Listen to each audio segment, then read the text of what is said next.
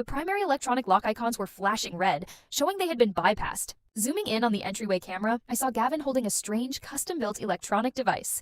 He was running it over the keypad, forcing the system to cycle through codes. I had forgotten that despite his lazy, useless attitude, my brother was a mechanical prodigy when it came to locks and circuits. I took a deep breath, my fingers flying across the auxiliary control panel. I'd engineered this system to handle any threat, including an inside betrayal. I initiated the secondary lockdown protocol. I wiped the digital keypad memory and engaged the heavy steel physical deadbolts. Authorization required, iris scan, palm print, 36-digit dynamic physical key. Processing security protocol. 3, 2, 1. All external digital signals blocked. The moment the physical bolt slammed into place with a heavy thud, Gavin's face fell. He kicked the door in frustration, triggering the automated defense warning. Realizing what would happen if he stayed, he grabbed our parents and retreated into the courtyard, screaming curses into the security camera. I assumed they would wander off and perish in the heat, but 2 hours later, they returned. This time, they were dragging someone with them. It was Martha, my oldest factory employee.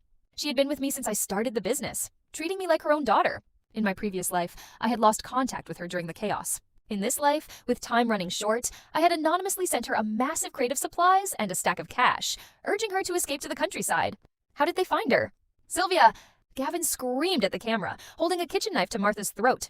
If you don't open this door, I'm going to hurt this old lady badly. You have 3 minutes. The temperature outside was rising. Sweat poured off my family as they counted down the seconds, their eyes wild with desperation. In the final seconds, I relented. I put on my tactical body armor, gripped my rifle, and opened the inner security gate. Let Martha go and you can step inside, I announced through the speaker. But I underestimated their cruelty. The moment the cool air of the vestibule hit their skin, Gavin kicked Martha hard in the stomach, sending her sprawling. Before I could catch her, the 3 of them rushed past us into the primary safe room and slammed the door, locking it from the inside. I didn't panic. I simply smiled, helped Martha up, and led her into the secondary shelter next door. Fortunately, I had designed the factory with a dual-zone layout. By locking themselves in the primary room, they had only cut off a tiny fraction of the facility, leaving the storage vaults and greenhouses entirely under my control. But as the minutes ticked by, the air in my secondary room began to warm up. I checked the monitors and saw Gavin frantically pressing buttons on the master panel, cutting the power to my section of the building.